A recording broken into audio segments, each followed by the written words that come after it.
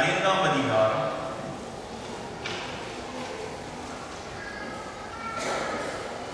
21ஆம் வசனத்தை குழந்தை இல்லாத தன் மனைவிக்காக ஈசாக்கு கர்த்தரை நோக்கி வேண்டுதல் செய்தான். கர்த்தர் அவன் வேண்டுதலை கேட்டருளினார். அவன் மனைவி ரெபெக்காள் கர்ப்பம் தரித்தாள். எனக்கு அருமையான தேவனுடைய பிள்ளைகளே, சிக்லோ பாக்சர் என்ற பெயருடைய ஒரு மகாபெரிய ஒரு தேவ மனிதர் அமெரிக்காவிலே சென்ற நூற்றாண்டிலே ஒரு போதகராக இருந்தார். அவருடைய ஊழியத்திலே ஒரு திருச்சபைக்கு அவரை அனுப்பி வைத்தார்கள். புதிதாக பொறுப்பெடுக்கிற திருச்சபை. அந்த திருச்சபை நிர்விசாரமான ஒரு சபையாக இருந்தது. ஜனங்கள் அவருடைய எந்த ஒரு முயற்சிக்கும் ஒத்துழைப்பு கொடுக்கவில்லை. அவர் இவர்களை எப்படி சரி பண்ணுவது என்று பல நாள் உபவாசித்து ஜெபித்தார். ஆண்டவர் அவருக்கு உணர்த்தினார், குடும்ப பணிவீடர்களை சரி பண்ணு என்றார். அதனுடைய அர்த்தம் குடும்ப ஜெபங்களை ஆரம்பி என்று சொன்னார்.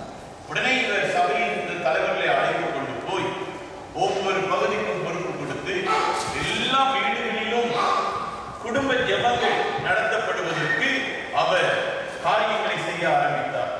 ஒரு 6 மாதத்திலே அந்த சபை எழுப்புதலான சபையாக மாறிவிட்டது. சிக்லோ பாக்சர் சொல்லுவார், குடும்பம் நன்றாக இருந்தால் சபை நன்றாக இருக்கும். ஒரு நல்ல குடும்பம், நல்ல குடும்பங்கள் நல்ல சபையை உருவாக்குகிறது. என் அருமையான தேவனுடைய பிள்ளைகளே, இந்த ஈசாக்கு ரெபெக்காள் குடும்பத்தை இந்த காலை வேளையிலே நான் எடுத்துக்கொள்ள விரும்புகிறேன். ஒரு குடும்பத்தை சபையை கட்டுகிற 3 நல்ல குணங்கள் இவருடைய வாழ்க்கையில் இருந்து பார்க்கிறோம். ஒரு குடும்பத்தை, ஒரு சபையை இடித்து போடுகிற 3 தவறுகளையும் இந்த குடும்பத்தில் இருந்து பார்க்கிறோம். ஆக இந்த காலை வேளையிலே 6 குறிப்புகளை ஆலோசனையாக சொல்லி நான் ஜெபிக்க போகிறேன். நான் 5 குறிப்பு முடிச்சுட்டு உங்கள்கிட்ட கேட்பேன். நீங்க 5 குறிப்பு சொன்னாதான் நான் 6வது குறிப்பு சொல்லுவேன். இல்லைன்னா நான் முதல் குறிப்பை திரும்ப ஆரம்பிச்சிருவேன்.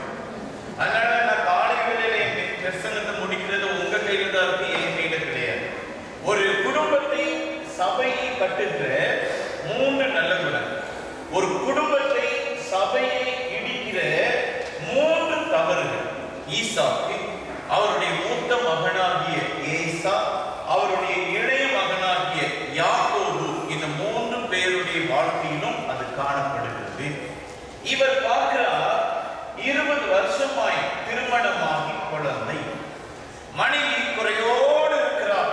இவர் கசந்து கொள்ளவில்லை. ஆண்டவரை கசந்துட்டு இருக்கலாம், மனைவியை கசந்துட்டு இருக்கலாம், அவர் கசந்து கொள்ளவில்லை. மனைவிக்காக அவர் ஜெபித்தார். மனைவிக்காக ஜெபித்தார்.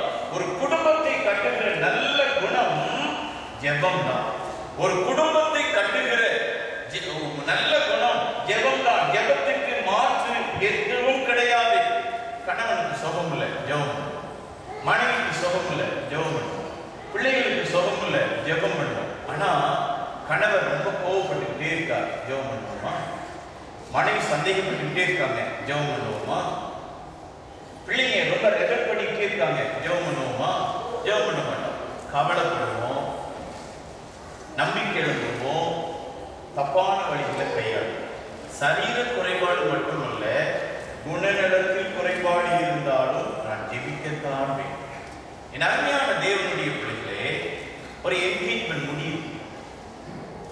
என்கேஜ்மெண்ட் முடிஞ்சான ஒரு பெண் என்ன நினைக்கிறாங்கன்னா, உலகத்திலே சூப்பரான ஒரு ஆளை கல்யாணம் பண்ண போறேன் அப்படின்னு நினைக்கிறாங்க. அவர் அவ்வளவு அழகா பேசி வச்சிருப்பார். அவரு என்ன நினைப்பாருன்னா, உலகத்திலே சூப்பரான ஒரு பொண்ணை கல்யாணம் பண்ண போறேன்னு அவர் நினைச்சுக்குவார். கல்யாணம் முடிஞ்ச 2 மாசத்துல தீர்மானத்துக்கு வருவாங்க, உலகத்திலேயே மோசமான ஒரு ஆளை மாட்டிக்கிட்டே தீர்மானத்துக்கு வருவாங்க. ஏன்? கல்யாணத்துக்கு முன்னால நல்ல குணம் மட்டும்தான் தெரியும். கல்யாணத்துக்கு பிறகு கெட்ட குணத்தை தவிர எதுவுமே தெரியும், எதுவுமே தெரியும். ஒரு அம்மா சொன்னாங்க, என் மகளுக்கு கல்யாணமே ஆகலையா, கல்யாணம் ஆகாம காலம் கடந்துட்டு இருந்தோட செத்துக்கொள்ளலாம் போல இருந்துச்சுன்னா, கல்யாணம் ஆயிட்டான்னு கேட்டேன். அம்மையா ஆயிடுச்சுன்னா அது சோகமா சொன்னு கேட்டேன். ஏமா அப்படின்னு கேட்டேன். இப்ப ஏன்னா கல்யாணம் ஆகிட்டு செத்து போகலாம் போல இருக்குன்னு.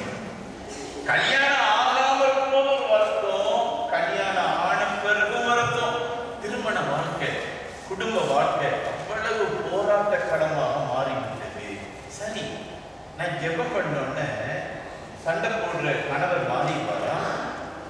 சந்தேகப்படுற மனைவி மாறிடுவாங்களா? ரெபல் பண்ற பிள்ளைங்க எல்லாம் மாறிடுவாங்களா? அவங்க எல்லாம் மாற மாட்டாங்க, நம்ம மாறிடுவோம். ஆமென் சொல்லுங்க. அவங்க எல்லாம் மாற மாட்டாங்க, நம்ம மாறிடுவோம். எப்படி மாறிடுவோம்? ஜெபம் பண்ற வர மாட்டிக்கிட்டோமே தவிச்சிட்டு இருப்போம். ஜெபம் பண்ண உடனே கர்த்தர் உதவி செய்வார் நம்பிக்கையோடு இருப்போம். ஆமென் சொல்லுங்க.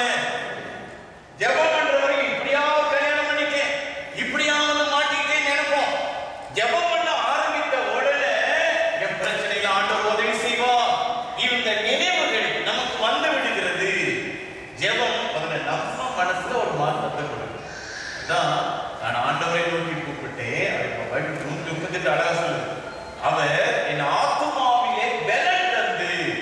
ஒருவேளை நமக்கு பிடிக்காத காரியம் மனைவிக்கு, நமக்கு பிடிக்காத காரியம் கணவருக்கு இருக்கு, நமக்கு பிடிக்காத காரியம் பிள்ளைங்கிட்ட இருக்கு, நமக்கு பிடிக்காத காரியம் பெற்றோர்கிட்ட இருக்கு.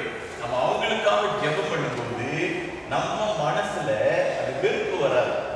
ஒரு அனுதாபத்தை, நமக்கு ஒரு ஞானத்தை ஆண்டவர் கிருபையா கட்டளை இருக்கிறார். ஜெபத்துக்கு மாற்று எதுவும் கிடையாது. குடும்ப வாழ்க்கையில ஜெபத்துக்கு மாற்று எதுவும் கிடையாது. ஒருவேளை சில நேரம் கொஞ்சம் டைம் எடுக்கலாம். ஆண்டவர் நம்மை தைரியப்படுத்தி அந்த குடும்பத்திலே குறுக்கெடுக்கிறார் என்பதை மறந்து போகக்கூடாது. மோனிகா இன்னொரு அம்மா இருந்தார். இந்த மோனிகா நல்ல பக்தியான ஒரு அம்மா. அவங்க நல்ல விசுவாசி. ஆனா திருமணம் செய்ய வைக்கப்பட்ட நபர் பயங்கர குடிகார். இந்த அம்மா மனசுக்கு ரொம்ப சங்கடமாயிடுச்சு. திருமணமாகி கணவர் இப்படி செய்தாலும் இவங்க கணவருக்குரிய கடமையை ஒழுங்கா செய்வாங்க. இந்த அம்மாவுடைய பொறுமையை தாழ்மையை பார்த்து அவர் மணந்திருக்கு. ஆனா அவங்களுக்கு ஒரு மகன் பிறந்தான். சின்ன வயசுல அழகா வளர்ந்தான். வாழ்க்கை வயசுல கேட்டு ஒரு நாள் அம்மா கிட்ட சொன்னா, அம்மா நான் ரோமாபுரிக்கு போறேன். மகன் ரோமாபுரிக்கு போறேன்னு சொல்றதுக்கு ஒரு காரணம் இருந்தது. வீட்டுல இருந்தா அம்மா திட்டிகிட்டே இருக்காங்க, கண்ட்ரோல் பண்ணிக்கிட்டே இருக்காங்க. ரோமாபுரிக்கு போனா ஃப்ரீயா இருக்கலாம், தாராளமா பாவம் செய்யலாம். அம்மா நான் ரோமாபுரிக்கு போறேன் ஓடிட்ட. அம்மா அழுதுட்டே ஜெபம் பண்ணிட்டு இருந்தாங்க, உபவாசம் பண்ணிக்கிட்டே இருந்தாங்க. அந்த ரோமாபுரிக்கு போன அவங்களுடைய மகனாகிய அகஸ்டின் எல்லா பாவமும் செய்து செய்து பார்த்தா ஒரு வெறும் அம்ப்ரோஸ் என்ற பரிசுத்தவானுடைய தொடர்பினாலே ரட்சிக்கப்பட்டு செயின்ட் அகஸ்டினாக மாறினார். ஆமென் சொல்லுங்க. ஒரு நாள் உங்க வாழ்க்கையில உங்க பிள்ளைகளை குறித்து நீங்க நம்பிக்கை எடுக்க. ஒரு நாள் உங்க வாழ்க்கையில குடும்ப வாழ்க்கையில முரண்பட்ட உறவுகளை நினைச்சு நீங்க நம்பிக்கை எடுக்க வேண்டும். ஜெபம் பண்ணுங்க, ஜெபம் பண்ணுங்க.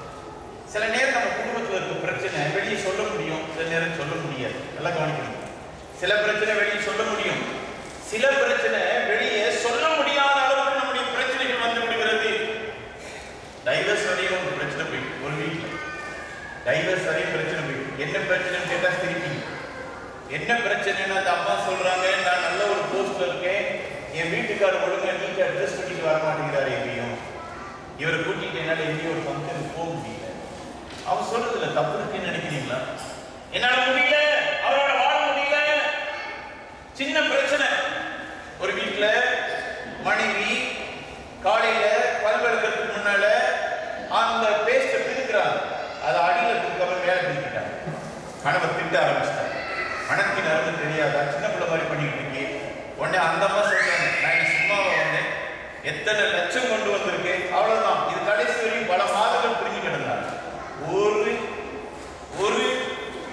டியூப், ஒரு கார்பெட் டியூப் பல மாசங்கள் பிரிவினங்களை கொண்டு வந்து விட்டது. சின்ன பிரச்சனை, சின்ன பிரச்சனை. என் அருமையான தேவனுடைய பிள்ளைகள், சில பிரச்சனை ஒருவேளை சொல்லக்கூடியது சொல்ல முடியாது இருக்கலாம். ஆனா எந்த பிரச்சனையும் நம்பிக்கை இழக்க கூடியது. நமக்கு ஒரு ஆண்டவர் இருக்கார். நம்ம கல்யாணம்னா கோயில்ல தான் நடக்குது, ஜெபம் பண்ணி தான் நடக்குது. நம்முடைய ஆண்டவர் உறவுகளின் ஆண்டவர். அதை மறக்கவே இல்லை. மரியாளுக்கும் யோசேப்புக்கும் பிரச்சனை வந்துருச்சு. புதிய ஏற்பாட்டில் டீல் பண்ண முதல் பிரச்சனையை ஃபேமிலி ப்ராப்ளம். ஆமென் சொல்லுங்க. நம்ம குடும்பத்தில் ஒரு பிரச்சனை வந்தா ஆண்டவர் நமக்கு இறங்குவதற்கு உண்மை உள்ளவர். வெளியே சொல்ல முடியாம நிறைய நேரம் தவிச்சு நொறுங்கி போறோம். ஆனா ஆண்டவருக்கு எல்லாம் தெரியும். அவர் நமக்கு இறங்குகிறவர். ஜெபிக்கும் போது முதல்ல ஆண்டவர் நம்மை மாற்றுகிறார், காலாவட்டத்தில் அந்த நபர்களையும் மாற்றுகிறார். நம்ம ஜெபம் பண்ணாம ரெண்டு தப்பு பண்றோம். என்ன தப்பு பண்றோம்னா, பெண்கள் 2 தப்பு பண்ணுவாங்க. என்ன தப்புன்னா, நேரா தன்னுடைய பிறந்த வீட்டுல போயிட்டு கணவனை பத்தி, கணவனுடைய வீட்டாரை பத்தி குறை சொல்லிக்கிட்டே இருப்பாங்க. இது சரியா தப்பா? நீங்க சொல்லுங்க. சொல்லுங்க, சரியா தப்பா? சில பெற்றோர் என்ன செய்யறாங்க, மக சொல்றதை எல்லாம் ரசிச்சு கேட்கிறாங்க. அப்ப சொல்ற ஆளுக்கு ஜோரா இருக்கு, கேட்கிற ஆளுக்கு ஜோரா கேட்கிறாங்க. இது எங்க போய் முடியுது இந்த பிரச்சனை? ஒரு வீட்டுல, மனைவி வீட்டுல எந்த நிகழ்ச்சினாலும் கணவர் போக மாட்டேங்குது. அப்ப நம்ம ஒரு ஊழியக்காரர் குட்டி கணவருக்கு புத்தி சொல்லுங்க, இவர் வரலன்னா இந்த வீட்டுல எல்லாம் இன்னைக்கு தப்பா எடுக்கிறாங்க, புத்தி சொல்லுங்க. அவர் சொன்னா, இந்த ஊழியக்காரர் பேசும்போது அந்த மனிதர் சொல்லுகிறார், ஐயா, கல்யாணம் ஆன புதுசுல நானும் என் மனைவியும் சண்டை போடுவோம். நான் மட்டும் பேச மாட்டேன், அவளும் பேசுவான். 2 பேருமே ரொம்பவே பேசிக்குவோம். அப்புறம் அவங்க வீட்டுக்கு போனோன்னா நான் பேசுறது மட்டும் சொல்லுவான். இவன் அமைதியா இருந்த மாதிரியும், நான் தான் பேசுறது மாதிரியும், நான் பேசுறது மட்டும் சொல்லுவான். அவ பேசுறதுலாம் ஒன்றும் சொல்ல மாட்டான். அவங்க வீட்டில் இருக்கவங்களே நீ மறைச்சு பார்ப்பான். இப்போ கொஞ்சம் நாளாச்சு, மெச்சூர்ட் ஆகிட்டோம், இப்போ சண்டை போடுறது இல்லை. ஆனால் அவங்க வீட்டில் எங்களை மறைச்சு பார்க்கறது விடலை. அதனால நான் போறதே பிறந்த வீட்டில் போய் சொல்லணுங்கிற ஒரு ஆதங்கம், ஏன்னா வேற ஒரு வழி இல்லை, ஆதங்கம் நமக்கு இருக்கும். ஆனா அதனுடைய விளைவுகளை யோசிக்கிறது என்ன செய்யலாம்? பெண்கள் இன்னொரு தப்பு பண்ணலாம். ஏதாவது ஒரு பிரசங்கியார் கிடைச்சா போதும், பிரசங்கியார்ட்ட கணவனை பற்றி அப்படியே சொல்லுவாங்க. நான் கும்பிட்டு கேட்கிறேன், ஒரு நாளும் ஒரு பிரசங்கியார்த்தையும் நீங்க உங்க கணவரை பற்றி ஆமீன் சொல்லுங்க. ஏன் சொல்ல மாட்டேங்கிறீங்க? ஆமீன் சொல்லுங்க. நீங்க சொன்ன ஆமீனை நானும் கேட்டேன், சபையும் கேட்டது, ஆண்டவரும் கேட்டார், பிசாசும் கேட்டான். இனி நீங்க பேசிக்கூடாது, அதை அழகா சொல்லணும். என் கணவர் மனதிற்காக ஜெபம் பண்ணுங்கன்னு சொல்லலாம் இல்லையா? அதை விட்டுட்டு அவர் செய்த தப்பு ஒவ்வொன்றா வர்ணிச்சு சொல்ல நீங்க செய்யணும். என் கணவர் நல்ல கர்த்தருக்குள் வளரணும்னு சொல்லுங்க, அப்படி ஜெபம் பண்ணுங்க. அவர் செய்ய ஒவ்வொரு காரியத்தையும் பிரசங்க பார்த்து நீங்க வர்ணிக்கக்கூடாது. நீங்க என்ன செய்யலாம்னா, ஒரு பெண்ணா இருந்தா ஜெபிக்கிற இன்னொரு பெண்ணை கண்டுபிடிச்சு நீங்க அமைதியா சொல்லி ஜெபம் பண்ணுங்க. அதே மாதிரி நீங்க ஒரு ஆணா இருந்தா ஜெபிக்கிற இன்னொரு ஆணை கண்டுபிடிச்சு நீங்க அமைதியா சொல்லலாம். அதை விட்டுட்டு பெற்றோர்கிட்ட சொல்லும் போது ஒரு பிழை வருது, பிரசங்கமாக்க சொல்லும் போது சில பிரச்சனைகள் வருகிறது. நீங்க தேவ சமூகத்துல நில்லுங்க. முடியல, எனக்கு மன அழுத்தம் தாங்க முடியல, ஜெபிக்கிற ஒரு நபருக்காக ஜெபம் பண்ணுங்க. ஆண்டவர் அவர்களோடு சேர்ந்து நீங்க ஜெபம் பண்ணுங்க. ஒரு நாளும் தவறான வழிகளை கையாள ஆண்கள் ஒரு முடிவுக்கு வந்துருவாங்க. என்ன முடிவுக்கு வந்துருவாங்க? பிதா குமாரன் பரிசுத்த ஆவியானவர் 3 பேர் வந்தாலும் என் மனைவியை திருத்த முடியாது அப்படின்னு ஒரு முடிவுக்கு வந்து என்ன செய்வாங்கன்னா, வீட்டுக்கு சரியான டைமுக்கு வரமாட்டாங்க.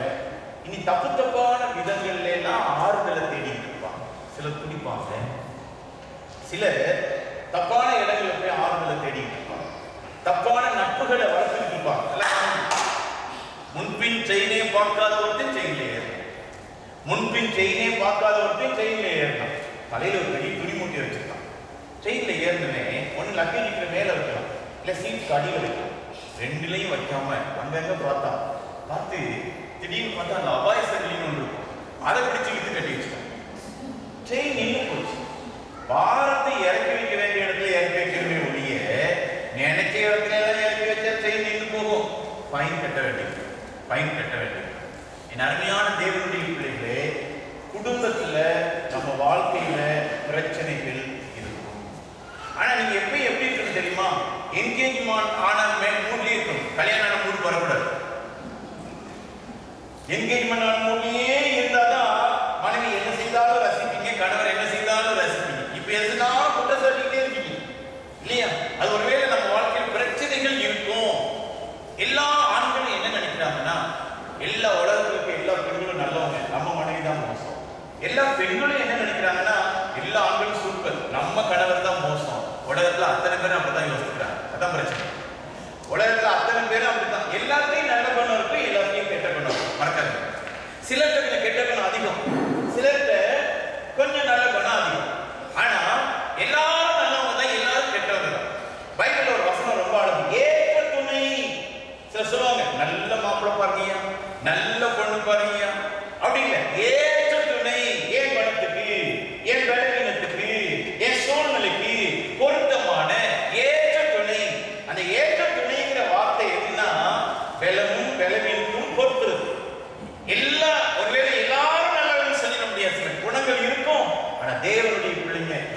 நம்பிக்கை இழக்கக்கூடாது. அதே மாதிரி ஒரு திருச்சபையை கட்டுகிற ஒரு நல்ல குணம் என்னன்னா ஜெபம். சிஎஸ்ஐ சபையுடைய நீங்க பெரிய பிரச்சனை என்னன்னா ஜெபம் குறைஞ்சு போச்சு. ஜெபம் பண்ண தெரியாதவங்க பெருகி போயிட்டாங்க. அதனாலதான் நம்ம பிரசங்கிமார் ஜெபத்துல குளிர்காயும். ஒரு பிரசங்கியாரோட சேர்ந்து ஜெபிக்கலாம். நான் ஜெபம் பண்ண மாட்டேன், பிரசங்கியார் மட்டும் தான் ஜெபம் பண்ணணும்னா தப்பான விஷயம். ரோமன் கத்தோலிக்காரங்களுக்கு ஒரு மரியாதை, சிஎஸ்சி காரங்களுக்கு கிடைக்கிற பிரசங்கியாரெல்லாம் மரியாதை. அவங்க ஒரு மரியாதை தான் தேடுவாங்க. இவங்க கிடைக்கிற பிரசங்கியார் வழியெல்லாம் ஆண்டவர் போடுவாங்க. உங்களுக்கு அப்பா கிடையாதா? உங்களுக்கு அப்பா கிடையாதா? நான் ஊழியக்காரன், உங்களை பார்த்து சொல்லலாம், வாங்க சேர்ந்து ஜெபம் பண்ணணும்னு சொல்லலாம். நான் உங்களை பார்த்துக்கிட்டு நான் ஜெபம் பண்ண உங்களுக்கு அற்புதம், நான் ஜெபம் பண்ண உங்களுக்கு அற்புதம்னா வல்லமை கர்த்தருடையது, குருசியுடையது. ராஜ்யம் கர்த்தருடையது, குருசியுடையது அல்ல. மகிமை கர்த்தருடையது, குருசியுடையது அல்ல. நான் உங்களுக்கு உடன் வேலையா வாங்க ஜெபம் பண்ணுவோம். நீங்க சோர்ந்து கிடக்குறீங்க, நான் எப்ப பார்த்தாலும் பைபிளுக்குள்ள இருக்கேன், நான் உங்களை தேற்றணும், நான் உங்களை உயிர்ப்பிக்கணும். நான் ஒரு நாளும் மற்றவனுடைய ஜெபத்துல குழுதாயிக்கூடாது. நான் ஆண்டவர்கிட்ட போகணும். ஆலயத்துல குழப்பம்னு சொல்றோம். வீட்டுல ஒரு 10 நிமிஷமாவது கோயிலுக்காக ஜெபம் பண்ணுங்க. ஜெபம் குறைஞ்சு போச்சு. ஜெபம் நிறைய நிறைய நிறைய எல்லா அந்தகாரத்தின் வல்லமைகளும் நொறுங்கி போகும். அந்த கரங்கம்பாடி ஊழியர்கள் ஜெபத்தினாலேயே கட்டிட்டு இருக்கேன், ஜெபத்தினாலேயே நடத்திட்டு இருக்கேன். ஒரு சம்பவத்தை அவங்க சொல்ல விரும்புகிறேன். ஒரு குடும்பம் இருந்தது, உண்மையா நடந்தது. சவுதி அரேபியாவில் இந்த குடும்பம் பல வருஷங்களாக வேலை பார்க்கிறாங்க. அந்த அம்மா தன்னுடைய பெற்றோருக்கு லட்சமா பணம் அனுப்பிட்டு இருந்தாங்க. பெற்றோர் வீடு கட்டிட்டு இருந்தாங்க. இப்ப நிறைய பணம் கொடுத்து வீடு கட்டணும். அந்த ஒரு லெட்டர் போட்ட மகளுக்கு தகவல் சொன்னாங்க, இந்த லீவுக்கு வரும்போது இந்த வீடை உன் பேர்ல எழுதி, நீ கொடுத்த பணம் அதனால கட்டிருக்கோம், உன் பேருக்கு எழுதிக்கேன்னு சொல்லிட்டாங்க. அந்த அம்மா வாழ்க்கையிலேயே முதல் நமக்கு ஒரு சொந்த வீடு வரப்போகுதுன்ட்டு சந்தோஷமா ஊருக்கு வந்தாங்க, தூத்துக்குடிக்கு வந்தாங்க. அங்க வரும்னு ஒரு அதிர்ச்சி நடந்துருக்கு. அவருடைய சகோதரர் ஒருவர் சற்று மதியீனமான நிலையிலே ஒரு இடத்துல ஜாமீன் கையெழுத்து போட்டுட்டார். அவர் இன்னொருத்தருடைய வாங்கின கடனுக்கு இவர் போய் ஜாமீன் கையெழுத்து போட்டுட்டார். அவன் இங்கே ஓடிட்டான். கடைசியில் மிரட்டி இந்த வீட்டையே அவர்கள் வாங்கி விட்டார்கள். இந்த வீடு அந்த அம்மாவுக்கு கிடைக்காம. ஆனால் அந்த அம்மா கவலையோடு வந்து ஒரு கோயிலில் உட்கார்ந்துருந்தாங்க தூத்துக்குடி. அப்பதான் நான் போய் கரங்கம்பாடி சர்ச்சை கட்டி ரெனோவேட் பண்ணிட்டு இருக்கேன். அந்த சர்ச்சில் இதை பற்றி சொல்லிட்டு இருக்கேன். இப்போ இந்த அம்மா 3 மோதிரம் போட்டுருக்காங்க. எல்லாத்தையும் இறந்துட்டாங்க. இப்போ எனக்கு ஒன்றும் இல்லை, இந்த 3 மோதிரத்தை நான் அவங்களுக்கு கடத்திருக்காங்க. 3 மோதிரமும் கடத்தவே முடியும். வீட்டில் போய் சோப் போட்டு கடத்தணும்னு எழுதியிருக்காங்க. இப்போ ஆண்டவர் சொல்லியிருக்கா, நீ ஏதாவது பெருசாக செயல்படாதான்னு கேட்டிருக்காரு. எல்லாத்தையும் போச்சு ஆண்டவர், நீ இன்னும் பெருசாக செய்யணும்னு கேட்டுட்டு என்கிட்ட வந்து இந்த தரங்கம்பாடி நோட்டீஸ் இருக்கான்னு கேட்டாங்க. இல்லைன்னு சொன்னோடனே அட்ரஸ் மட்டும் வாங்கிட்டு போயிட்டாங்க. போகிற வழியில் கீழே ஒரு நோட்டீஸ் கிடந்திருக்கு, அதை எடுத்துகிட்டு போய் கொஞ்சம் ஜெராக்ஸ் எடுத்துட்டு சவுதி அரேபியாவுக்கு போயிட்டாங்க. அவங்க வீட்டில் அங்கே ஒரு ஃபெல்லோஷிப் கூடுறாங்க. கூடி அங்கே எல்லாத்தையும் சொன்னோடனே எல்லாரும் சேர்ந்து தரங்கம்பாடி சர்ச்சு கட்டுறதுக்காக 1 லட்சம் ரூபாய் எனக்கு அனுப்பி வச்சிருந்தாங்க. இந்த கதையெல்லாம் அவங்க சொல்லலை, இழந்த கதையெல்லாம் அவங்க எங்க சொல்லவே இல்லை. 1 லட்சம் அனுப்பிட்டாங்க. திடீர்னு ஒரு நாள் சொன்னாங்க, எல்லாத்தையும் இங்கிலீஷில் டிரான்ஸ்லேட் பண்ணி இமெயில் பண்ணுங்கன்னாங்க. நான் பண்ணி வச்சுட்டேன். நான் அவங்கள்ட்ட அது பிறகு நம்ம நீங்கள் எதிர்பார்க்கவும் இல்லை, ஒருவேளை மற்றவங்களுக்கு விவரம் சொல்றதுக்காக கேட்கறாங்களோ அப்படின்னு நினைச்சிட்டு இருக்கேன். 2013ஆம் ஆண்டு ஜனவரி மாதம் 27ஆம் தேதி அந்த சர்ச்சை பிரதிஷ்டை பண்றோம். தூத்துக்குடி பேராயிரும், தஞ்சாவூர் பேராயிரும் அதை பிரதிஷ்டை பண்றாங்க. கடைசி கட்ட வேலை நடந்துட்டு இருக்கு. 20ஆம் தேதி திடீர்னு பணம் இல்லாம சம்பளம் போட்டு 1.25 லட்சம் வேணும். என் கையில காசு. நான் ஒரு நாள் சனிக்கிழமை சொல்றேன், ஞாயிற்றுக்கிழமை நான் ஊருக்கு வரேன், தரங்கம்பாடியிலிருந்து சொல்றேன், திங்கட்கிழமை பிறகு செவ்வாய்க்கிழமை வருவேன், 1.25 லட்சம் கொண்டு வருவேன், நீங்க எல்லாம் வேலையை நடத்திட்டே இருங்க அப்படின்னு சொல்லிட்டு நான் வந்துட்டேன். 2 மீட்டிங்ல பேசினேன். சில நண்பர்கள் ஒரு 25,000 கொடுத்தாங்க. இன்னும் 1 லட்சம் தேவை. கையில காசு. திங்கட்கிழமை புறப்படணும். எல்லா ஜெபக்குழுவுக்கும் சொல்றேன், ஜெபம் பண்ணுங்க, நீ சாயங்காலத்துக்குள்ள பணம் வேணும். இதுக்காக ப்ராமிஸ் பண்ண சர்ச் செக்ரட்டரிஸ் அப்புறம் பாஸ்டர்ஸ்க்கெல்லாம் ஃபோன் பண்றேன். கலெக்ஷன் ஆச்சா தரங்கம்பாடிக்குன்னா ஒருத்தர் நோன்னு சொல்லிட்டாங்க. ஒன்றும் கிடைக்கும். 11 மணிக்கு ஒரு அம்மா எனக்கு ஃபோன் பண்ணாங்க. என் ஜுவல்ஸ்லாம் சும்மா தான் இருக்கு, அது பேங்க்ல வச்சு நீங்க எடுத்துட்டு போங்க, ஏன் பணி தடப்படணும், நீங்க எடுத்துட்டு போங்க. நான் நோ சொல்லிட்டேன். ஆண்டவருடைய ஊழியத்தை ஷார்ட்கட் மெத்தட்ல செய்யணும்னு அவசியமே கிடையாது. ஆண்டவர் கோயில் அது, அவர் தருவார், நீங்க பேசாம இருக்குமா அப்படின்னு சொல்லிட்டு ஜெபம் பண்ணுங்கன்னு சொன்னேன். 1.25 மணிக்கு இந்த அம்மா ஃபோன் பண்றாங்க சவுதி அரேபியாவில். அவங்க ஃபோன் பண்ணி எதாவது நல்லா இருக்கீங்களான்னு கேட்டு, நான் என் ஃப்ரெண்ட்ஸ்கிட்ட வேலை பார்க்குறவங்ககிட்ட, வெளிநாட்டில இருந்து வந்து வேலை பார்க்குறவங்ககிட்ட அந்த இங்கிலீஷில் டிரான்ஸ்லேட் பண்ண சொல்லி வேலைக்கு சொன்னேன். அவங்க வந்து ஒரு 1 லட்சம் ரூபாய் எல்லாரும் சேர்த்து கொடுத்துட்டாங்க. இப்போ நான் ஜெர்மனிக்கு போகும்போது இந்த பணத்தை சாயங்காலத்துக்குள்ள உங்களுக்கு அனுப்ப சொல்லி கர்த்தர் சொல்கிறார். உங்களுக்கு அவசரமானு கேட்டார். நான் என் நிலைமையை சொன்னோன்னே, நான் ஒரு இடத்துல மாட்டிக்கிட்டு இப்போ உடனே வர முடியாது, ஆனால் நான் தூத்துக்குடிக்கு ஃபோன் பண்ணுறேன், அங்கே போயிட்டு என் தங்கச்சி இருக்கா, அவர்கிட்ட அந்த 1 லட்சம் வாங்கிட்டு போங்க, அவங்க ஏற்பாடு பண்ணி தருவாங்கன்னு சொன்னாங்க. அந்த அட்ரஸை வாங்கிட்டு தூத்துக்குடிக்கு நான் போகிறேன். தூத்துக்குடிக்கு நான் போகும்போது அங்கே பார்த்தீங்கன்னா ஒரு பெரிய பணக்கார வீடுன்னு தேடிட்டு இருக்கேன். ஏன்னா ஏற்கனவே 1 லட்சம் கொடுத்துட்டாங்க, இப்போ ஒரு 1 லட்சம் கொடுக்குறாங்க. நான் போய் நின்று சாதாரண ஒரு வீடு, அந்த வீட்டுக்குள்ள நுழையிற உட்காரத்துக்கு ஒரு சேர் கிடையாது, ஒரு ஸ்டீல் கார்டு, அந்த காட்டில் ஒரு கம்பளி விரிச்சு அங்கதான் உட்கார வைக்கிறாங்க. ஒரு வெராண்டா, ஒரு கிச்சன், ஒரு பெட்ரூம். அப்ப நான் நினைச்சுக்கிட்டேன், வெளிநாட்டில் இருக்க சகோதரி பணக்கார சகோதரி, இவங்க தான் ஏழைன்னு நினைச்சுக்கிட்டு இது உங்க வீடான்னு கேட்டேன். இல்ல வாடகை வீடு அப்படின்னு. நான் திரும்ப கேட்டேன், உங்க சகோதரிக்கு எங்க வீடு அப்படின்னு கேட்டேன். அவளுக்கும் வீடு கிடையாது, வந்தா இங்கதான் தங்குவாங்க. நாங்கள் அப்படியே ஆடி போயிட்டு 1 லட்சத்தை வாங்கிட்டு போயிட்டு அந்த தரங்கம்பாடி சர்ச்சில் நின்றுட்டு அந்த பிரதிஷ்டை அன்னைக்கு ஆயிரக்கணக்கான மக்கள் இருக்காங்க. நான் சொன்னேன், இருக்கிற மக்கள் தரவில்லை, இழந்து போன மக்கள் தான் தந்திருக்காங்க. இந்த அம்மாவை பற்றி சொல்லி எல்லாரும் ஜெபம் பண்ணுங்க அந்த அம்மாவுக்காக சொன்னேன். இது ஜனவரி நடந்தது. செப்டம்பர் மாதம் அவங்க ஃபோன் பண்ணுறாங்க, 2013 பிரதர் 32 லட்சம் ரூபாயில தூத்துக்குடியில் ஆண்டவர் எனக்கு ஒரு வீடு தந்தார். என்கிட்ட நிறைய கடன் வாங்கினவங்கலாம் தராம இருந்தாங்க, அவங்க எல்லாம் தந்துட்டாங்க. ஒரு அதிசயம் நடந்தது. இந்த வீட்டுக்கு நான் சியோன் காட்டேஜின்னு பேர் வச்சிருக்கேன். தரங்கம்பாடி போய் சியோன் ஆடி அந்த பேர் வச்சிருக்கேன், நீங்க வாங்க நான் என் சாட்சியை சொல்லணும் அப்படின்னு சொல்லி சொன்னாங்க. ஜெபத்துக்கு மாற்று எதுவும் கிடையாது. திருநெல்வேலியிலிருந்து ஜெபம் பண்ணா சவுதி ஆண்டவர் அசைக்கிறார், சவுதியிலிருந்து ஜெபம் பண்ணா தூத்துக்குடி ஆண்டவர் அசைக்கிறார். ஜெபத்துக்கு மாற்று கிடையாது. கோயிலுக்காக நீ நல்ல ஜெபம் பண்ண, கோயிலை விட்டு ஓடக்கூடாது, கோயிலை விட்டு ஓடக்கூடாது. ஒருவேளை நாம சில பிரச்சனை பண்றவங்களா இருப்போம், அவங்க பார்த்து வெறுக்காதீங்க, ஜெபம் பண்ணு. ஆண்டவரே என் கோயில்ல நல்ல நன்மைகளை கிருபைகளை தாங்கப்பா அப்படின்னு சொல்லி நீங்க ஜெபம் பண்ணுங்க. ஜெபிக்கிற ஒரு தன்மை தான் கோயிலை கட்டும், குடும்பத்தை. இந்த ஈசாக்கிடம் ஒரு தவறு இருக்கு. அவர்கிட்ட ஒரு நல்ல குணம், அவர் ஜெபித்தார். அவர்கிட்ட ஒரு தவறு என்ன அப்படின்னா, ஆண்டவர் அவருக்கு 2 குழந்தைகளை கொடுத்தார். முதல் குழந்தை ஏசா, 2வது குழந்தை யாக்கோபு. இந்த ஏசாவை பார்த்து நீ யார் குழந்தை அப்படின்னு கேட்டா அவர் சொல்லுவா, எங்க அப்பா பிள்ளை அப்படின்னு சொல்லுவா. யாக்கோபை பார்த்து நீ யார் பிள்ளைன்னு கேட்டா அவர் சொல்லுவா, நான் எங்க அம்மா பிள்ளை அப்படின்னு சொல்லுவா. 6 குழந்தையும் பிடிச்சிக்கிட்டாங்க, அம்மா பிள்ளை அப்பா பிள்ளை. நிறைய வீட்டுக்குள்ள போய் பாருங்க, பெண் பிள்ளைகள் எல்லாம் அப்பா பிள்ளை, ஆண் பிள்ளைகள்லாம் சொல்லுங்க அம்மா பிள்ளை. ஆளுகளை பிடிச்சிக்குவாங்க. இந்த பையன் தப்பு பண்ணா அப்பா சொல்லுவார், உன் செல்ல மகன் பண்ண அக்கிரமத்தை பார்த்தியா அப்படின்னு. மக தப்பு பண்ணா அம்மா கத்துவாங்க, உங்க மக பண்ண அநியாயத்தை பற்றி உங்க மகன் அப்படின்னு பிரிச்சுவாங்க. ஒருவேளை இந்த சட்டமன்றத்தில், தமிழ்நாட்டு சட்டமன்றத்தில் ஆளுங்கட்சி எதிர்கட்சி வாக்கு ஆர்கியூ பண்ணுவாங்க இல்லையா, அது மாதிரி அப்பாவும் மகளும் ஒரு கட்சி, அம்மாவும் மகனும் ஒரு கட்சி. அம்மா என்ன யோசிப்பாங்க, 1000 இருந்தாலும் மகளை கல்யாணம் பண்ணி கொடுத்துருவோம், மகன் தான் வீட்டிலே இருப்பான், கடைசி காலத்துல கவனிப்பான், நம்ம என்ன தப்பு பண்ணாலும் கண்டுக்காம இருந்தாதான் மருமக பாக்கெட்ல போகாம நம்ம பாக்கெட்டுக்குள்ளே இருப்பான்னு அம்மா மகனை பிடிச்சுப்பாங்க. அப்பா என்ன யோசிப்பா, கல்யாணம் ஆன புதுசுல என் மனைவி ரொம்ப அன்பா பேசுற மாதிரி அதெல்லாம் இல்லாம போச்சு, மகதா டேடி டேடின்னு செல்லமா கூப்பிடுறா அப்படின்னு மகளை பிடிச்சுப்பாரு. ஆனா 2 பேருக்கும் கல்யாணம் நடந்தோடனே 2 பேரும் மம்மி டாட்டா டேடி டாட்டான்னு 2 பேரும் எஸ்கேப் பண்ணிடுவாங்க. இப்ப வீட்டுல யாரு இருப்பானா, ஆளுங்கட்சி தலைவர் எதிர்கட்சி தலைவர் ஒருத்தர ஒரு 10 குறைச்சிக்கிட்டே இருப்பாங்க. இப்ப சண்டை போட்டாலும் நல்லா ஜோரா இல்ல. இது அருமையான தேவனுடைய பிள்ளைகளே, இந்த பட்சபாதத்தை பிள்ளைகள் மக்களே உருவாக்குறாங்க. பிள்ளைங்க எல்லாருக்கும் சொல்றேன், அம்மாவை பிடிச்சிக்கிட்டு அப்பாவை நெக்லெக்ட் பண்ணக்கூடாது, அப்பாவை பிடிச்சிக்கிட்டு அம்மாவை நெக்லெக்ட் பண்ணக்கூடாது. 2 பேரும் அம்மாவையும் நேசிக்கணும், அப்பாவையும் நேசிக்கணும்.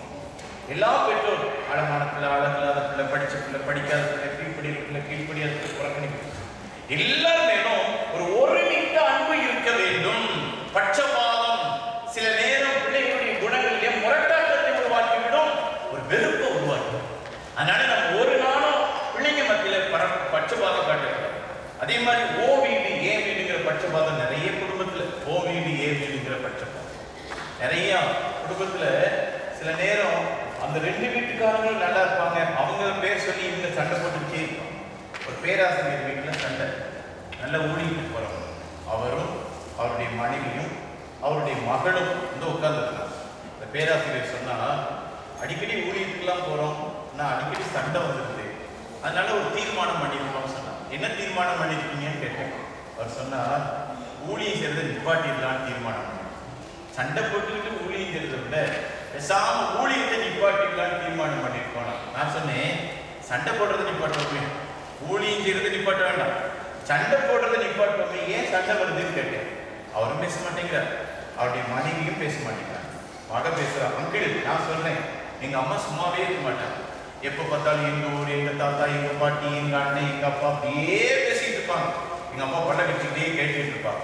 அப்புறம் உங்க ஊர் எனக்கு தெரியாதா, உங்க தாத்தா எனக்கு தெரியாதா, உங்க அண்ணன் எனக்கு தெரியாதா அப்படின்னு எங்க அப்பா திட்டினோடனே எங்க அப்பா வீடு பிடிச்சி எங்க அம்மா திட்டுவாங்க. அவ்வளவுதான், 2 வாரம் 2 பேரும் பேசவே மாட்டாங்க.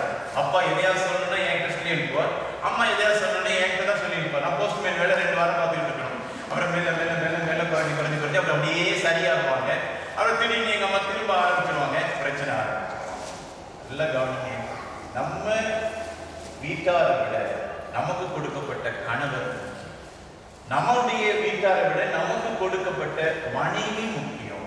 ஏன் வீடு ஓ வீடு என்று பட்சபாதம் பார்க்கக்கூடாது. எல்லா ஆண்களுக்கும் ரகசியம் சொல்லித்தாரேன், உயிரே போனாலும் மனைவி வீட்டை குறை சொல்லித்தாரு. மனைவி வீட்டை குறை சொன்ன பிறகு ருசியா சாப்பிடலான்னு கனவு கண்டாரு. சும்மாவாது புகழ்ந்து விஷயம் தெரியாம மாட்டீங்க. அதே மாதிரி பெண்களுக்கெல்லாம் ஒரு ரகசியம் சொல்லித்தாரு, உயிரே போனாலும் கணவனுடைய அம்மாவை மட்டும் குறை சொல்லிடாரு. கணவனுடைய அம்மாவை குறை சொன்ன பிறகு அப்புறம் உங்களுக்கு எல்லாமே கஷ்டம். சும்மாவது மாமியார் புகழ்ந்துட்டே இருங்க, நினைக்கிறதெல்லாம் நீங்க சாதிச்சுட்டே இருக்கலாம். உங்க வெற்றியின் ரகசியமே மாமியார புகழ்றதுலதான் இருக்கு. நிறைய பேருக்கு சின்ன விஷயம் தெரிய மாட்டேங்குது. வாயை திறந்தாலே மாமியார குறை சொல்றோம், வாயை திறந்தாலே மனைவி வீட்டார குறை சொல்றோம். நம்ம வாழ்க்கை எழுதி போகுது.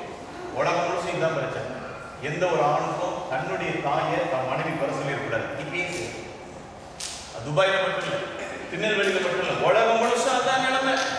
அதே மாதிரி தன்னுடைய கணவன் தான் வீட்டார குறை சொன்ன எந்த மனைவிக்கும் பிடிக்காது. அப்படித்தானே? அம்மாவா இல்லையா? அப்படி யோசிக்கிறாங்க, பிடிக்காது. ஆனா இது நம்ம தலையிடும் போதுதான் பிளவு ஆரம்பிச்சது. சில நேரம் சில பேசாம அமைதியா இருக்கலாம், ஆனா ஒரு பிளவு குறை இருந்தாலும் சொல்லணும். மனைவி வீட்டில் குறை இருந்தாலும் ஜோமனும் அப்படின்னு சொல்லுங்க, குற்றம் சாட்டிக்கிட்டே இருந்தா உங்களுக்கும் அவங்களுக்கும் ஒரு பிளவு அப்படியே வந்துட்டே இருக்கும். இந்த கேப்பை நீங்க உருவாக்க. அதே மாதிரி தன்னுடைய அம்மாவை தன் மனைவி குறை சொல்லிட்டா தாங்க முடியாது. எந்த ஒரு கணவனா குறை இருந்தாலும் சொல்லக்கூடாதுன்னு அதை நீங்க ஒரு அழகா சொல்லணும். சரி மாமியார் தான் ஜோம். சில நேரம் அது ஒரு பெரிய இடைவெளியை உருவாக்கி விடுகிறது. என் அருமையான தேவனுடைய பிள்ளைகளை, பட்சபாதம். அதே மாதிரி கோயிலையும் பட்சபாதம் இருக்கு. நான் நேற்று சொன்ன மாதிரி அந்த ஊரு இந்த ஊரு, அந்த குரூப் இந்த குரூப், இந்த பட்சபாதமே இருக்கு. நம்ம எல்லாம் யாருடைய பிள்ளைங்க சொல்லுங்க? ஆண்டவருடைய. பல ஊர்ல இருந்து ஆண்டவருடைய இணைச்சிருக்காருன்னா இதான் ஒரு மெய்யான கிறிஸ்தவத்தை ஒரு பெரிய கூட்டுறவு, இணை. இதுக்காக மகிழ்ச்சி அடையணும். நான் எல்லா ஊர்ல இருந்து வந்திருக்கோம், ஆண்டவருக்குள்ள ஒரு மனமா இருக்கும். இது எவ்வளவு ஜாலியான விஷயம் தெரியுமா? ஆனா நம்ம ஒருத்தருக்கு பட்சபாதம் காட்டிக்கிட்டு இருக்கும்போது பிரிவினைகள் வளரும், சண்டைகள் வளரும், பிரச்சனைகள் வளரும், தேவனுடைய நாமம் அவமானம். இந்த கால சபை எப்படி இருக்கு அப்படின்னு ஒருத்தர் எழுதினார். எப்படி இருக்குன்னு ஒருத்தர் எழுதினார். ஒருத்தர் போய் ஒரு ஊர்ல சுவிசேஷம் சொன்னார். 20 குடும்பம் அந்த ஊருக்கு. அப்போ 19 குடும்பம் ஆண்டவரை ஏற்றுக்கொண்டார். ஒரு கோயில் கட்டியாச்சு. அவங்க எல்லாம் நல்லா ஆசீர்வதிக்கப்பட்டார். கோயில் ஜோரா இருக்கு. இந்த நிலையில அந்த ஊர்ல ஒருத்தருக்கு ஒரு ஆசை. பக்கத்து ஊர்ல ஒரே ஒரு குடும்பம் மட்டும் ஆண்டவருக்குள்ள வரல. அந்த குடும்பத்தை ஆண்டவருக்குள்ள கொண்டு வந்துட்டா ஊருக்கு ஒரு கிறிஸ்தவ பேர் வைக்கலாம் அப்படின்னு ஆசைப்பட்டு இந்த ஒரு குடும்பத்துக்காக ஜெபம் பண்ணார். ஒரு நாள் இந்த குடும்பத்தை சந்திக்க போனா ஆராதனை ஆரம்பிச்சு இந்த குடும்பத்தை ஒளிபெருக்கலான்னு என்ன கேட்டுக்கிட்டே இருக்காங்க. ஜெபம் பண்ண இவங்க ஜெபம் பண்றாங்க. அப்ப இவர் சொன்னா, நீங்க பக்தியா தான் இருக்கீங்க, ஆனா கோயிலுக்குள்ள போகாம இருக்கீங்க. நீங்க வாங்க, நான் கூப்பிட்டு போறேன். இந்த ஊருக்கு ஒரு கிறிஸ்தவ கிராமமா மாத்திடலாம் வாங்கன்னு சொன்னாங்க. அப்ப அந்த குடும்ப தலைவர் சொன்னா, ஐயா நாங்க ஆண்டவரை நேசிக்கிறோம், இந்த ஆராதனையும் நேசிக்கிறோம், ஆனா கோயிலை பற்றி எங்களை சேர்க்க சொல்லாதீங்க. ஏன் அப்படின்னு கேட்டேன். கோயில எல்லாம் நல்ல ஜோரா நடக்கும். கோயில் முடிஞ்சோன்னா சண்டை நடக்கும். 2 குரூப்பா சண்டை போடுவாங்க. சில நேரம் அடிக்கலாம் ஆரம்பிச்சிருவாங்க. அப்ப நான் தான் போய் விளக்கு பிடிச்சிட்டு இருப்பேன். இப்ப நான் கோயில சேர்ந்தா விளக்கு பிடிக்க ஆள் இருக்காரு, இனி ஒரு குரூப்ல சேர்ந்துருவாங்க விளக்கு பிடிக்க ஆள் இருக்காரு, அதான் வெளியே உட்கார்ந்துகிட்டு இருக்கேன் அப்படின்னா. நீங்க அன்பா இருந்தா உலகம் ஓடி உதிக்கிற ஒரு ஒளியின் இடத்துக்கு ராஜாக்கள் எந்த பிரிவினையும் காட்டு. நம்ம எல்லாரும் சகோதரர்கள், ஒரு மனம், ஐக்கியம். இந்த பட்சபாதம் என்பது நம்முடைய சபையை கெடுக்கும். இந்த அருமையான தேவனுடைய பிள்ளைகளே, ஈசாக்குடைய நல்ல குணம் சொல்லுங்க, ஈசாக்குடைய தவறு சொல்லுங்க, பட்சபாதம். அதே மாதிரி இந்த வயசான தாய்மாரும் மக மருமக பட்சபாதம் காட்டுங்க.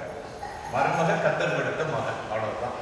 சில நேரம் என்னதான் மருமக கவனிச்சாலும் நமக்கு மகிட்ட குறை சொல்லிட்டு, நம்ம மகிட்ட மருமகளை குறை சொன்னா நம்ம மகளை அவங்க மாமியார் என்ன செய்வாங்க?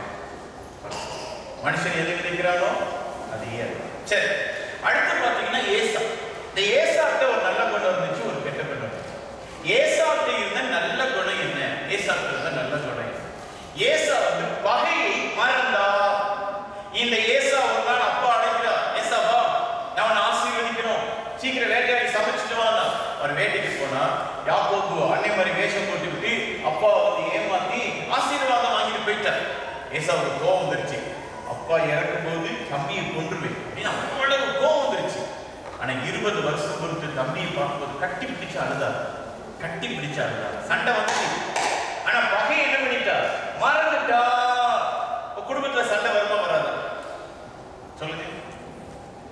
எல்லாம் ஒரு மாதிரி அப்படியே ஒரு மாதிரி ஆகிட்டீங்க. என்னாச்சு?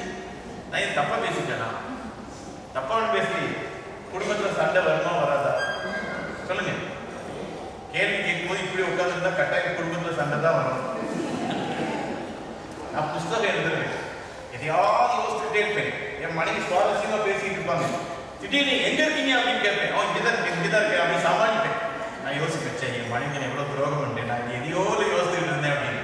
நீங்க வேற எதையும் யோசிக்கணும்னு நினைக்கிறேன். நல்லா கவனிங்க, இந்த பகை அந்த குடும்பத்திலே வந்ததுன்னா அதை மறக்கலாம். குடும்பத்துல வரும் பிரச்சனைகள் வரும், ஆனா அதை மறக்கணும். சில நேரம் பழைய கதையை சொல்லி சொல்லி சொல்லி சொல்லி குடும்பத்துல என்ன நடக்குதுன்னா பகை வளர்ந்துகிட்டே. கணவன் மனைவி ஆலோசனைக்காக வரும்போது இந்த மனைவிமாருடைய ஞாபக சக்தியை பத்தி நான் ரொம்ப ஆச்சரியப்பட்டேன். 35 வருஷத்துக்கு முன்னால கணவனுடைய அம்மா சொன்னது, 29 வருஷத்துக்கு முன்னால கணவனுடைய அக்கா சொன்னது, 26 வருஷத்துக்கு முன்னால கணவனுடைய தங்கச்சி சொன்னது, 21 வருஷத்துக்கு முன்னால கணவன் சொன்னது. இது கன்னியாகுமரியில வச்சா, நாகர்கோயில்ல வச்சா, பிளைட் ஏறும்போதா, காலையிலையா மாலையிலையா சின்ன சண்டை வரட்டும், இந்த பட்டிமன்ற பாய் மாதிரி இந்த 10 பாய்க்கு அப்படி அவுத்து விடுவாங்க, அவர் ஆடி போயிடுவாங்க. நம்ம வாழ்க்கையில் இதெல்லாம் நடந்துச்சா நடுங்கி போயிடுவாங்க. மறக்கவே மாட்டீங்களா? மறக்கவே மாட்டீங்களான்னு கேட்கிறேன். நல்ல கவனி, ஒரு ஜெபம் பண்ணுவோம். மற்றவர்களுடைய கடன்களை நாங்கள் மன்னிக்கிறது போல எங்கள் கடன்களை எங்களுக்கு மன்னிக்கும். கணவன் செய்த குறைய மன்னிக்க முடியலையே. இனி எந்த பெண்களும் பழைய கதையை பேசக்கூடாது. பெண்கள் ஆமேன் சொல்லுங்க, சத்தமா சொல்லுங்க ஆமேன். எல்லா கணவன்மாருக்கும் ஒரு நிமிஷத்துல விடுதலை வாங்கிட்டாங்க. அதனால நீங்க உடனே பிள்ளைகள் தேடி தரப்பு வழிக்கு போய் அவங்களுக்கு நன்றி சொல்லிட்டு வந்து நல்லா கவனிங்க. பழைய கதையை பேசி பேசி எத்தனை நிகழ்காலத்தை நம்ம இழப்புறோம் தெரியுமா? நம்ம கணவன் தானே மன்னிக்க கூடாதா? நம்ம மனைவி தானே மன்னிக்க கூடாதா? சில நேரம் பிள்ளைங்க தப்பு பண்ணுவாங்க. பைபிள் சொல்லுது, பிள்ளைகளுடைய உள்ளத்தில் மதியினம் ஒட்டி இருக்கும். நம்ம தண்டிச்சு கண்டிச்சு அதை திருத்தம். நல்லா கவனிக்கணும். திருத்தின பிறகு திரும்ப திரும்ப அதையே சொல்லிட்டு இருந்தா அந்த பிள்ளைங்க நொறுக்கும். அந்த பிள்ளைங்க நொறுக்கும் விட்டுருக்கோம். நம்ம ஆண்டவர் என்ன செய்தார்? நம்ம பாவத்தை போய் அறிக்கையிடும். பாவத்தை அறிக்கைக்கு அதை தூக்கி முதுகு பின்னால போட்டார், சமுத்திரத்தின் ஆழத்துல போட்டார். நம்ம செய்யற பாவத்தை நம்ம கன்ஃபஸ் பண்ணும்போது அவர் ஆழத்துல போட்டுறார், முதுகுக்கு பின்னால போட்டுறார். ஆனா நம்ம எப்ப பார்த்தாலும் மனைவி செய்த தப்ப சொல்லிக்கிட்டே இருந்தா, கணவன் செய்த தப்ப சொல்லிக்கிட்டே இருந்தா, பிள்ளைங்க செய்த தப்ப சொல்லிக்கிட்டே இருந்தா குடும்பம் இடிஞ்சு போயிடும். குடும்பம் இடிஞ்சு பகையை மறக்க பழக வேண்டும். வரும் வருத்தங்கள் வரும், வேதனைகள் வரும், சரி விட்டுருவோம். உலகத்துல அற்புதமான பூ மன்னிப்பு தான். அற்புதமான பூ மன்னிப்பு தான். இந்த மன்னிப்பு பெரிய காரியத்தை செய்யும். கோயிலே அப்படிதான். கோயில பிரச்சனை வருமா? வரும். இந்த காலத்துல பாத்தீங்கன்னா நம்ம எல்லாம் ரொம்ப படிக்கிறோம், எல்லாத்தையும் பணம் கிடையாது. எனக்கு தெரியும், கன்னியாகுமரினாலும் சரி திருநெல்வேலினாலும் சரி போதகர் ஒவ்வொரு வீடா போய் கேட்டுக்கிட்டு இருப்பா, ஐயா நீங்க மெம்பராக நீங்க தலைவராக இருக்கீங்கன்னு ஒவ்வொருத்தரையும் ரிக்வஸ்ட் பண்ணிக்கிட்டு இருப்பாங்க. ஏன்னா அந்த அளவுக்கு படிச்சவங்க 2 பேர் இருப்பாங்க, பணக்காரங்க 2 பேர் இருப்பாங்க, விவரம் தெரிஞ்சவங்க 2 பேர் தான் இருப்பாங்க. தெய்வத்தின் கிருபை நம்ம அத்தனை பேரையும் ஆண்டவர் ஆசீர்வதிச்சிருக்காரு. ஆமென். எல்லா நல்ல படிப்பறிவோடு இருக்கும், எல்லாருக்கும் நல்ல லீடர்ஷிப் குவாலிட்டி இருக்கு, சபை இப்படி வைக்கணுங்கிற தரிசனம் இருக்கு. அப்ப பிரச்சனை வர்றது இயல்பு.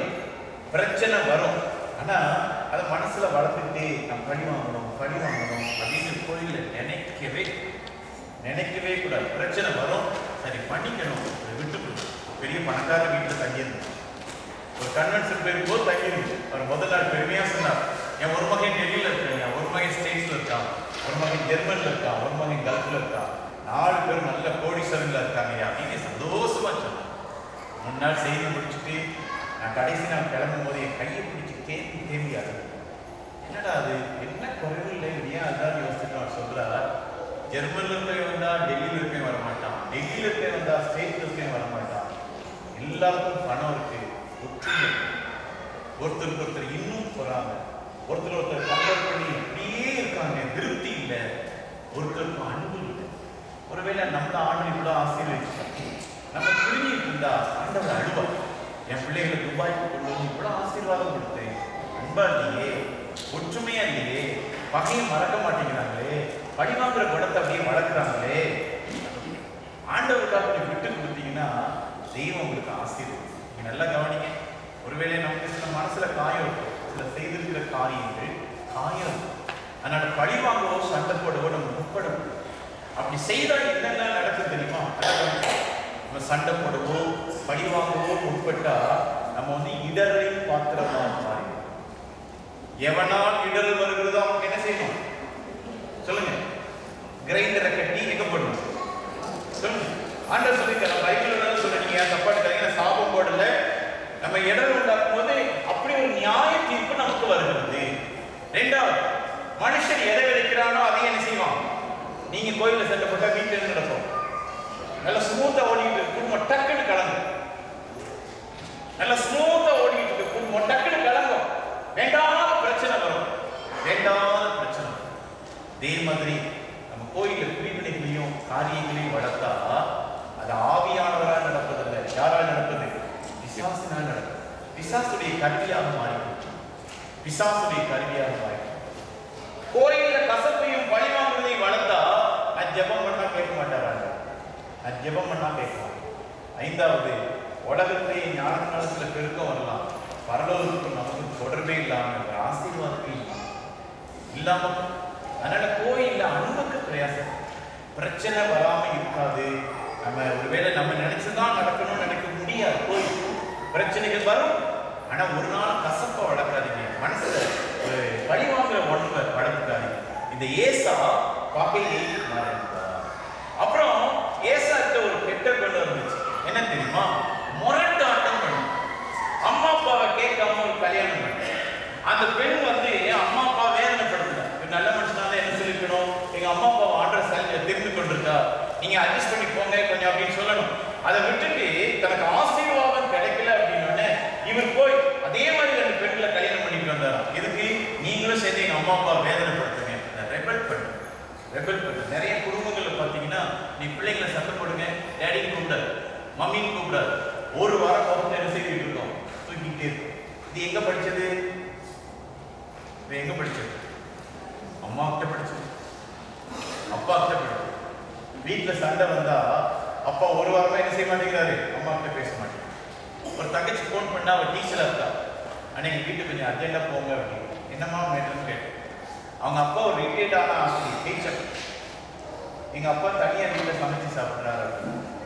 ஏம்மா அவர் தனியா சமைச்சு சாப்பிட்றாரு அப்படின்னு கேட்டேன்.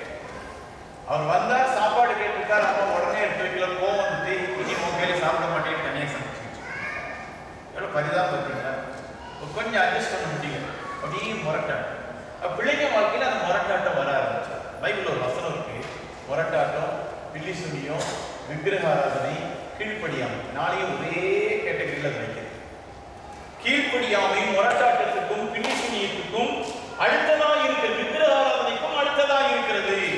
அப்ப முரட்டாட்டம் ஒண்ணுதான், விக்கிரக ஆராதனை முரட்டாட்டமும் ஒண்ணுதான், பில்லி சுனியும் ஒண்ணுதான்.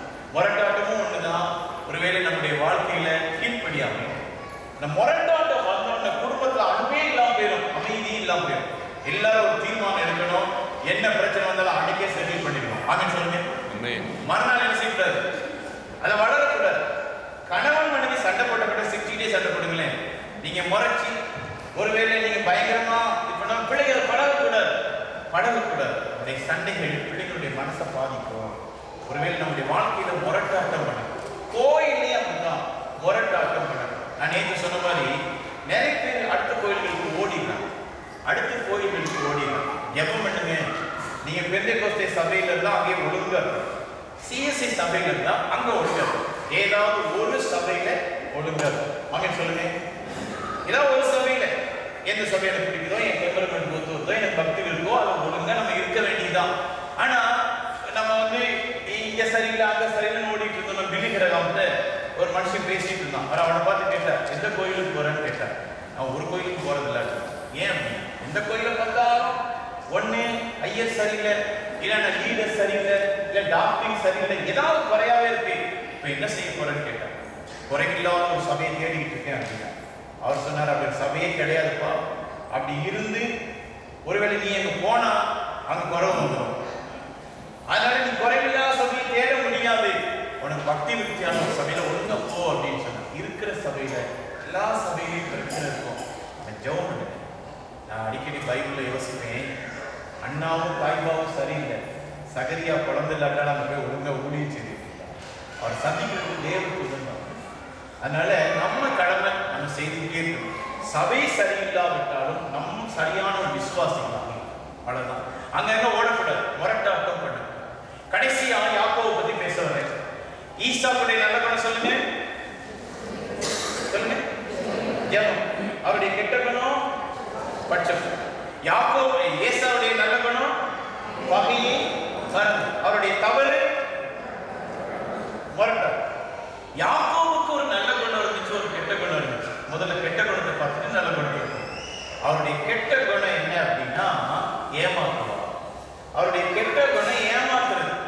குடும்பத்துல ஒருத்தர் என்ன செய்யக்கூடாது, ஏமாற்றம். நிறைய நேரம் என்ன நடக்குதுன்னா கணவனுக்கு தெரியாம மனைவி, மனைவி தெரியாம கணவன்.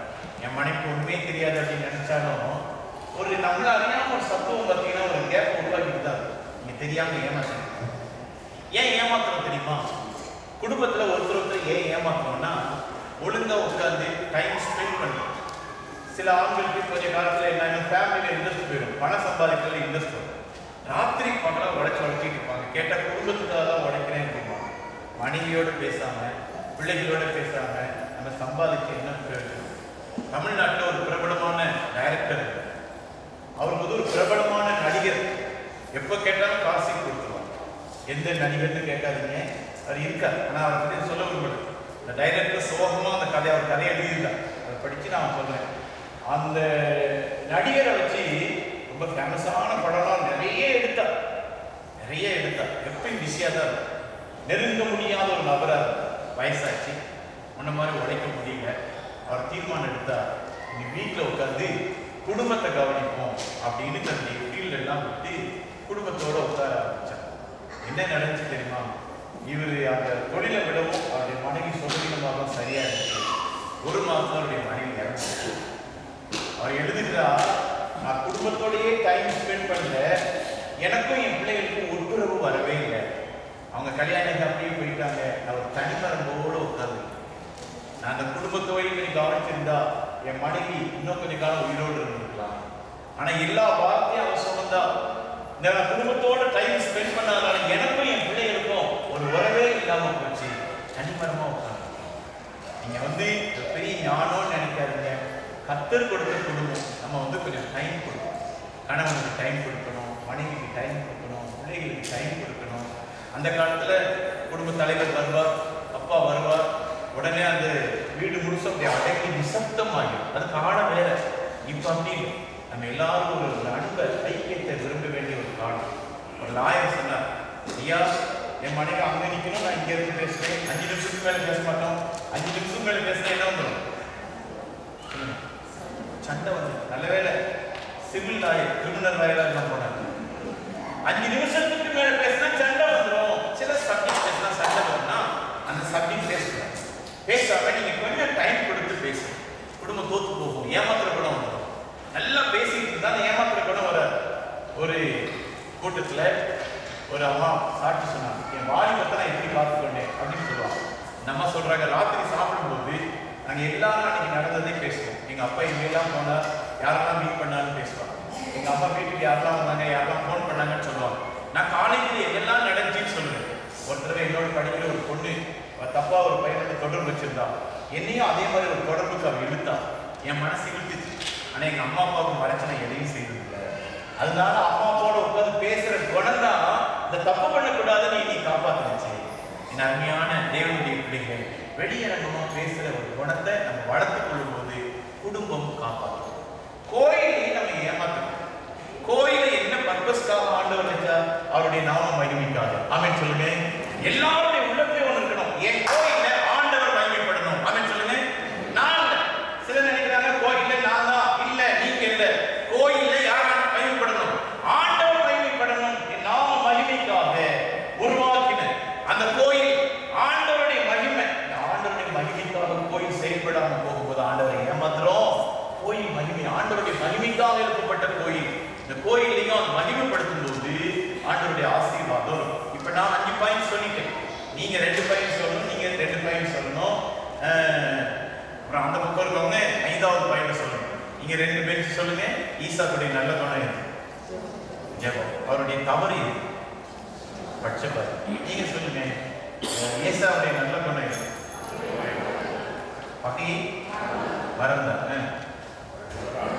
மொரட்டட்டம். நீங்க சொல்லுங்க. யாக்கோபுடைய கெட்ட குணம் எது? ஒழுங்கா சொல்லலைன்னா பிரசங்கத்தை முடிக்க மாட்டார். ரொம்ப போயிடணும். உடனே தீர்மானம் எடுத்தீங்க, பரவாயில்ல. கடைசியா பாத்தீங்கன்னா இந்த யாக்கோபுடைய நல்ல குணம் என்னன்னா திருந்துவான். யாக்கோபு திருந்துவான். அவருடைய அருமையான குணம். அவர் தப்பு பண்ணது உண்மைதான், திருந்துவான். ஆண்டவர் போய் ஆசீர்வாதம் கேட்பார். ஆசீர்வாதம் கேட்பா அவர் கேட்பார், உன் பேர் என்னன்னு கேட்பார். ஆண்டவருக்கு நல்லா தெரியும் பேரெல்லாம். ஆனா ஏன் அப்படி கேட்பா? நீ தப்பு பண்ணிருக்கப்பா, உங்க அப்பாட்ட பேரை மாத்தி சொன்னியே, நீ திருந்துறியா, உன் பேரை ஒத்துக்க அப்படின்னா ஒரு ஒத்துக்கிட்டா. நல்லா கவனிங்க.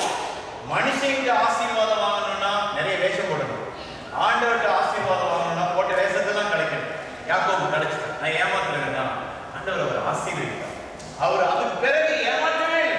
யாக்கோபோட லைஃபை எடுத்து பார்த்தீங்கன்னா ஆசீர்வாதம் பெற்ற பிறகு நிறைய பிரச்சனை வந்துச்சு, குழப்பம் வந்துச்சு குடும்பத்துல. ஏமாத்துற குணம் மட்டும் வரவே இல்லை. நம்ம தப்பு பண்ணுவோம். ஆனா ஆண்டவர் ஒரு சான்ஸ் கொடுக்கும்போது திருந்த.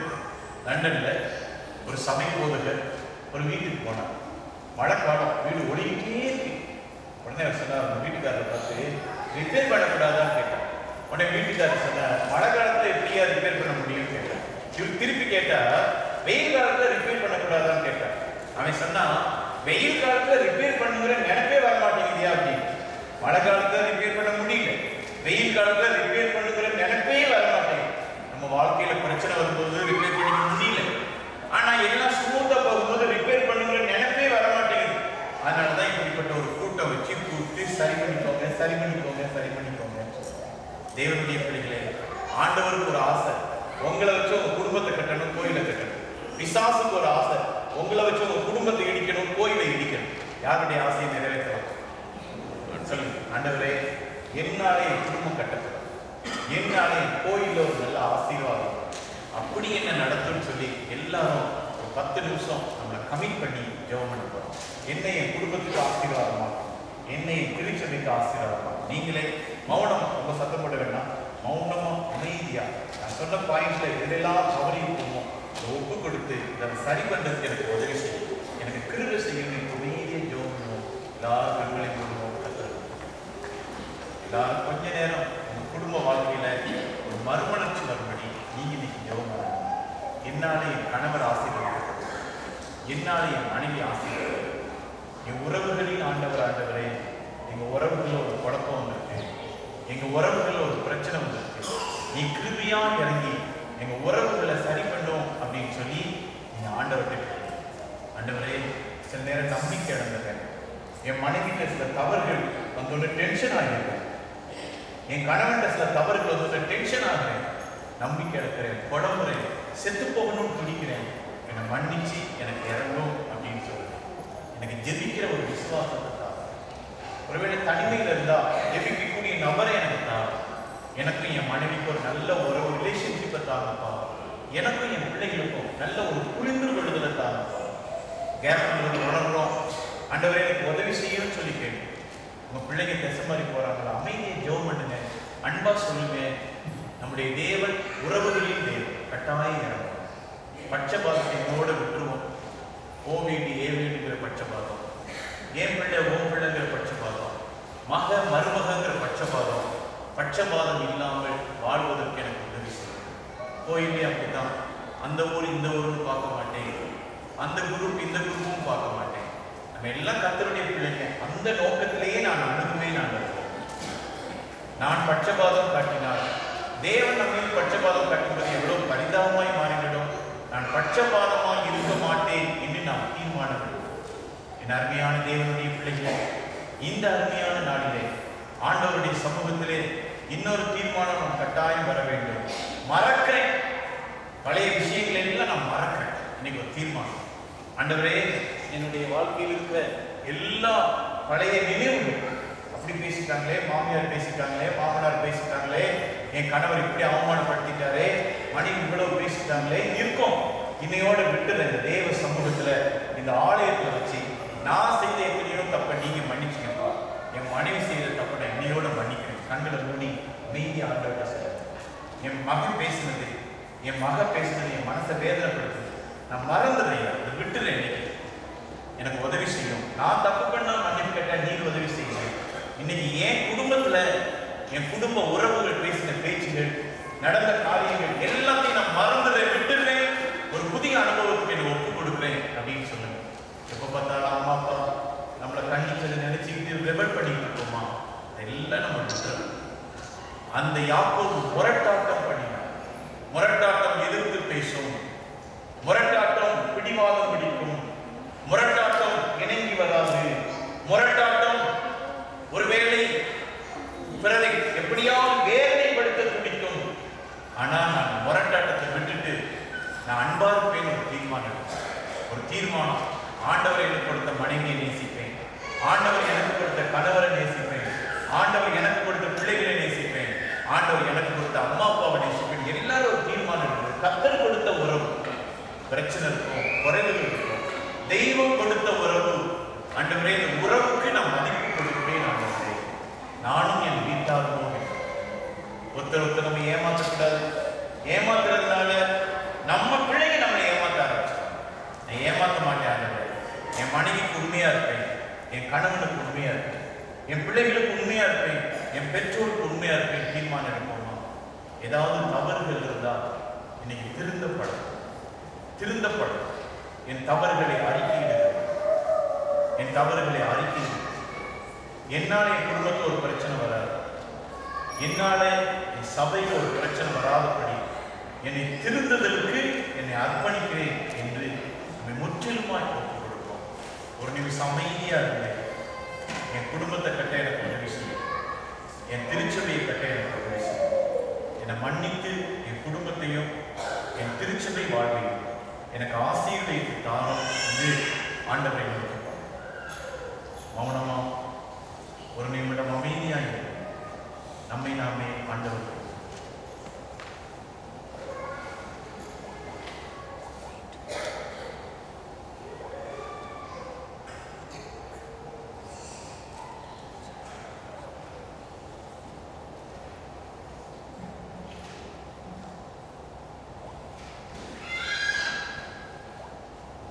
பரலோகத்தினாலே ஜெப ஆவியினாலே நிரப்பும். சில நேரம் நான் கவலைப்படுவேன், வெளியே சொல்லாமல் மனதிலே தத்தளிக்கிறேன்.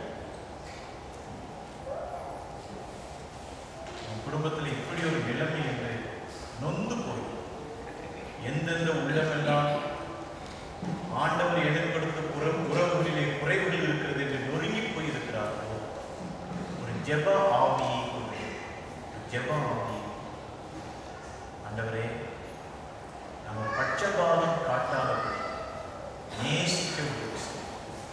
ஆலயத்தில் ஒரு குறைபாடை பார்த்தால் ஜெபிப்பேன், என் உறவுகளில் ஒரு குறைபாடை பார்த்தால் ஜெபிப்பேன் என்ற தீர்மானத்தை கொடுக்கப்பா.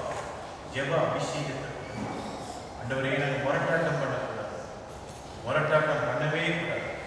கோயிலையும் முரட்டாட்டம் பண்றதுனால நாங்கள் சண்டை போட இறங்கி, வீட்லையும் முரட்டாட்டம் பண்றதுனால சண்டை போட இறங்கி, ஒருத்தர் எதிர்த்து பேசுறோம், மௌனமா இருக்கும், முகத்தை தூக்கி எங்களை மன்னித்தருவாங்க. நாங்க சமுதாயத்தில் நடந்துக்கிற அளவுக்கு ஸ்டாண்டர்டா குடும்பத்துக்குள்ள நடந்துக்கிறது, வீட்டுக்குள்ள நடந்துக்கிறது. என்னென்னமோ பேசுறோம், மார்புல அடித்துக் கொண்டு கந்தது, சுவர்ல முட்டி மோதிக்கிறோம். நானா அப்படி அப்படின்னு யோசிக்கிற அளவுக்கு மன அழுத்தத்தினால் பாதிக்கப்பட்டு முரட்டாட்டம் எங்களை மன்னித்தருள மாட்டவரே. யாரெல்லாம் மன்னிப்பு கேட்கிறார்களோ ஆண்டவர் அவர்களுக்கு ஒரு மன அமைதியை கொடுங்கப்பா.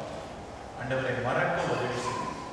சில நேரம் சில உறவினர்கள் பேசின வார்த்தை, சில உறவினர்கள் செய்த செயல்கள் மறக்க முடியல. ஆண்டவரை முடியலப்பா, மனசை காயப்படுத்து.